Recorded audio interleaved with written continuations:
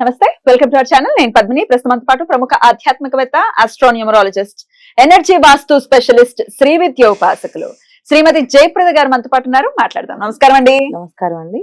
వివాహం అనేది చాలా చాలా బ్యాలెన్స్డ్ గా మనం చేసుకోవాల్సినటువంటి విషయం. అదే ఏ మాత్రం బ్యాలెన్స్ తప్పినా డెఫినెట్ గా రకరకాల ఇబ్బందులు అనేవి ఫేస్ చేస్తుంటారు. అయితే వివాహం అని అంటే అదేమి అలవాటున్న పని కాదు కదా. మరి కొత్తగా పెళ్ళైన వాళ్ళు ఎలా డీల్ చేయాలో తెలియదు. తల్లి ఖచ్చితంగా చెప్పాలి, తల్లిదండ్రులు ఇద్దరు కూడా చెప్పాలి ఎలాగాని. కానీ ఇప్పుడు మొత్తం ట్రెండ్ అంతా మారిపోయింది. ఏ చిన్న విషయం వచ్చినా కమాన్ పెట్టి బేడా సర్దుకో ఇంటికి వచ్చాయని చెప్పే తల్లిదండ్రులే ఉన్నారు. వాళ్ళని కూడా తప్పు పట్టలేం పరిస్థితి. ఎందుకంటే గారాబంగా పెంచుకున్నారు ఒకళ్ళ ఇద్దరు. ఇదివరకంటే గంపడి మంది పిల్లలు వాళ్ళని. సరే, ఎవరిని తప్పు పట్టే పరిస్థితుల్లో లేవు. ఎందుకంటే ప్రేమ అటువంటిది. ప్రేమ everything is fair in love and war అని అంటుంటారు. So but end of the day balance గా మనం డీల్ చేయాల్సి అటుపక్క ఫ్యామిలీని ఇటుపక్క ఫ్యామిలీని కూడా. అది మన బాధ్యత. అయితే ఏ నక్షత్రాల వాళ్ళు ఆడపిల్లలు ప్రత్యేకించి బ్యాలెన్స్డ్ గా ఉంటారండి వివాహం అయిన తర్వాత. అటు పుట్టింటిని కానీ ఇటు అత్తింటిని కానీ చాలా చక్కగా డీల్ చేసేవాళ్ళు ఏ నక్షత్రాల వాళ్ళు అయి ఉంటారు మీ రీసెర్చ్ ప్రకారం? మీరు ఒక్కసారి. తప్పకుండా నాన్న చెప్తా. కాకపోతే ఏంటంటే ఒకప్పుడు మనకి ఈ బ్యాలెన్సింగ్ అవసరం కానీ ఇప్పుడు కంపల్సరీగా బ్యాలెన్సింగ్ కంపల్సరీ కావాలి. ఎందుకంటే చిన్న విషయాన్ని పెద్ద విషయం అనేది బయట నుంచి చూసేవాళ్ళు తెలియదు. ఇప్పుడు తల్లిదండ్రులు అమ్మ ఏడిచాం అనుకోండి, ఆ ఏడుపుకి కలిగిపోతాం మనం. అమ్మో తట్టుకోగలనా, అది ఎందుకు వేసింది అక్కడ రీజన్ మళ్ళీ అంతా ఓపిక్ గా విని కనుక్కుంటే ఏమంటే ఏం లేదు, నా బాగా తయారై సెల్ఫీ దిగాను, మా వారు లైక్ కొట్టలేదు అన్నారు అనుకోండి. ఇక్కడ తల్లి గుండె ఏమైపోతుంది ఈ లోపు, లైక్ డిస్లైక్. అసలు ఒక్క మెసేజ్ పెట్టలేదమ్మా, పొద్దున్నేసి ఏం మాట్లాడలేదమ్మా అని చెప్పి ఏడిచింది అనుకోండి. అంతే ఎమోషనల్ గా పిల్లల్ని దాచ్ చేస్తారు. ఒకే పిల్లలు అంటే గారాభం అని కాదు కానీ ఒకే సింగిల్ చైల్డ్ ఇద్దరు పిల్లలు ఉండడం వల్ల కొంతమంది ఆ పిల్లలు అలా సెన్సిటివ్ గా మారిపోతున్నారు. ఇంకో రెండు భార్యాభర్త ఇద్దరు ఉద్యోగాలు చేస్తుంటే వాళ్ళు ఎవరితో రిలేట్ అవుతున్నారు? అమ్మమ్మలతోటి నాయనమ్మలతోటి. సో అమ్మమ్మలు నాయనమ్మలు ఉంటే ఇంకొంచెం వాళ్ళకి కొంచెం ఎమోషన్ ఎలా కంట్రోల్ చేయాలి, ఎలా బ్యాలెన్స్ చేయాలి అని నేర్పిస్తారు. కానీ ఆయమ్మలతో పరమేశ్వరులతో ఉంటే వాళ్ళ ఎమోషన్ ఏం కంట్రోల్ చేయని చెప్పరు కదా.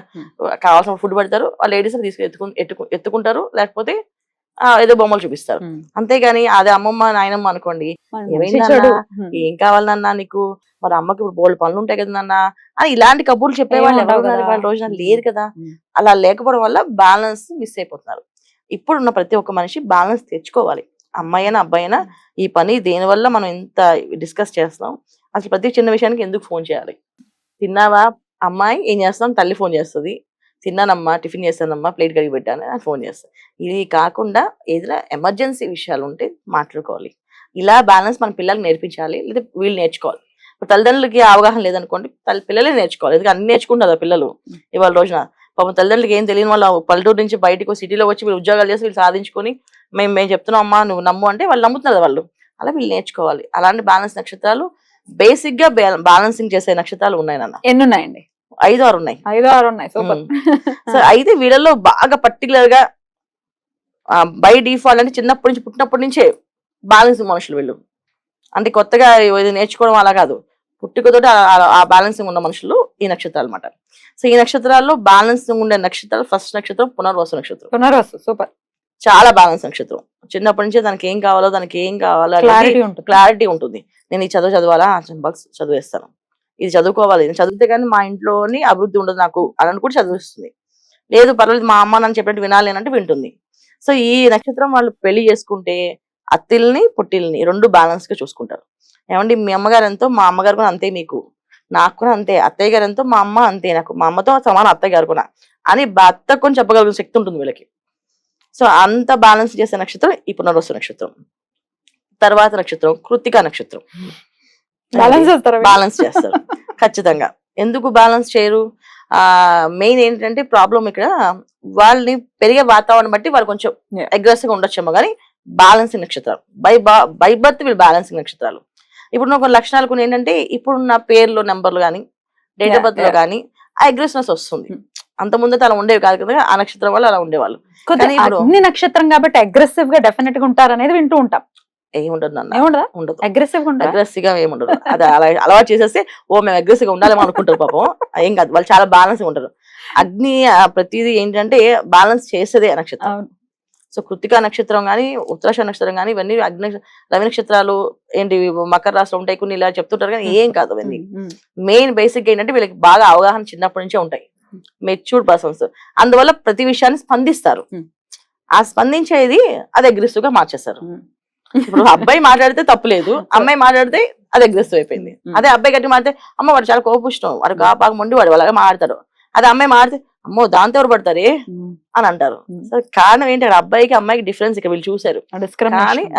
కానీ ఇక్కడ నక్షత్రం వరకు వాళ్ళు బ్యాలెన్స్ ఏ విషయమైనా తొందరగా స్పందించి మాట్లాడతారు. శతభిష నక్షత్రం నెక్స్ట్ శతభిష నక్షత్రం. సో వీళ్ళు కూడా బాగా బ్యాలెన్స్ చేస్తారు. తల్లి కోప్పడినా ఒక భర్త కోప్పడినా ఏమండి మా అమ్మకి తెలియక పాప ఆవేశంలో మాట్లాడుతుంది కానీ మా అమ్మకి నేను ఏంటంటే ప్రేమ ఏమతో మాట్లాడుతుంది, మిమ్మల్ని అగౌరవపరిచి మాట్లాడడానికి కాదు. ఏంటి మీ అమ్మగారు ఎలా మాట్లాడుతున్నారో అన్నారు అనుకో, వెంటనే వీళ్ళు బ్యాలెన్స్ చేస్తారు. వెంటనే ఎంత బ్యాలెన్స్ చేస్తారంటే ఆవిడకి నా మీద ప్రేమ అండి, ఆ ప్రేమ మీకు కోపంగా కనిపిస్తుంది. మీరు నా వైపు చూడండి, నా సైడ్ లో ఉండి ఆలోచించండి. ఒకవేళ మీ అమ్మగారు మీ గురించి నా అలా మాట్లాడాను అనుకోండి, నేను మీ అమ్మగారిని తప్పుగా అర్థం చేసుకోను, మీ మీద ప్రేమ ఆవిడకి ఎక్కువ, అందుకని ఆవిడ ఒక మాట ఎక్కువ అడుగుతుంది నన్ను, నేను ఆన్సర్ చెప్తాను. ఇబ్బంది మీరు అలా ఆన్సర్ చెప్పేది, అట్లా బ్యాలెన్స్ అలా బ్యాలెన్స్ చెప్పేవి చెప్పిస్తారు కూడా, అలా మీరు బ్యాలెన్స్ అవ్వండి అని చెప్పని చెప్తారు కూడా, మొహమాటమే లేదు. ఏంటి తర్వాత పూర్వాషాఢ నక్షత్రం. పూర్వాషాఢ నక్షత్రం ఇది ఖచ్చితంగా భర్త భార్యని చూసినా చూడకపోయినా వీళ్ళు పుట్టింటిని అత్తింటిని సమానంగా చూస్తారు. ఒకవేళ చాలా మందికి ఏంటంటే ఈ పూర్వాషాఢ నక్షత్రంలో అబ్బాయికి సంపాదన ఉండదు, సంపాదన లేకపోయినా ఈమె సంపాదిస్తుంది అనుకో భర్తకి సమానంగా ఇస్తుంది, అత్తగారికి సమానంగా ఇస్తుంది. ఎందుకంటే నాకు ఆవిడ కనిచ్చింది కదా మా ఆయన్ని. సరే నా జాతకం బాగుంటే ఆయన సంపాదించేవాడు, నా జాతకం బాగా కనుక సంపాదించాడు, దానికి నేనేం చేస్తాను, దానికి ఆయన ఏం చేస్తాను, దీంట్లో నా జాతకం చూసుకోవాలి కదా నేను అని అనుకునే లక్షణం ఈ పూర్వాషాఢ నక్షత్రం. So beautiful. ఇట్లా ఎవరు ఉంటారు, చాలా తక్కువ మంది, కానీ వీళ్ళు బ్యాలెన్స్ గా పాపం మెయింటైన్ చేయగలుగుతారు. ఈ ఆడపిల్లలు ఇలాంటి నక్షత్రాల్లో అంటే పూర్వం ఏంటంటే కుటుంబాన్ని చూసి పెళ్లి చేసేసుకునే వాళ్ళు, అమ్మని చూసి కూతురు పెళ్లి చేసుకునేవాళ్ళు. ఎందుకంటే అమ్మ అంత శాంతి స్వరూపంగా ఉంది, ఆవిడ చక్కగా నిదానంగా సమాధానం పెంచి ఉంటుంది, ఖచ్చితంగా ఆవిడ ప్రభావం పిల్లల మీద ఉంటుంది ఖచ్చితంగా. అంతే అమ్మాయిని చేసుకుంటే చాలు అని జాతకాలు చూసే వాళ్ళే కాదు అసలు. అసలు జాతకం లెక్కలు పొంతలు ఇవన్నీ పక్కన పెట్టేసి జాతకాలే పొరపాటు నక్షత్రం అంటే అబ్బా ఎంత మంచి నక్షత్రం వచ్చిందిరా నీకు, ఇక చాలా మంచి నక్షత్రం, ఈ నక్షత్రం ఈ అమ్మాయి చాలా బాగా చూసుకుంటుంది మరి అసలు సిసలు బ్రాటప్ కదా. అంతే కదా. సో ఈ లక్షణాలతో